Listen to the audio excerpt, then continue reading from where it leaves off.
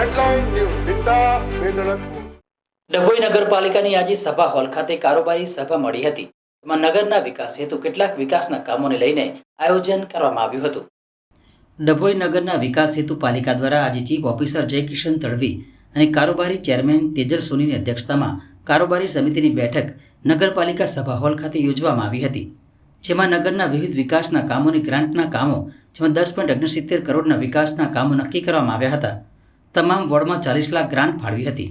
સાથે નગરની બહારના વિસ્તારમાં 4.50 કરોડના ખર્ચે સ્ટ્રીટ લાઇટ પ્રોજેક્ટ બનાવી મંજૂરી માટે સરકારમાં મોકલવાનો નિર્ણય લેવાયો છે.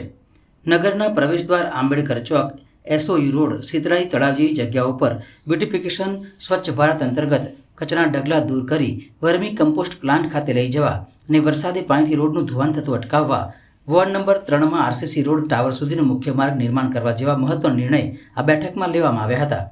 અને આગામી સમયમાં નગરના વિકાસ માટે જે પ્રયાસ ડભોઈ ધારાસભ્ય શૈલેષભાઈ મહેતા દ્વારા કરવામાં આવી રહ્યા છે તે તમામ વિકાસના કામોને વેગ આપવા નિર્ણય લેવામાં આવ્યો હતો.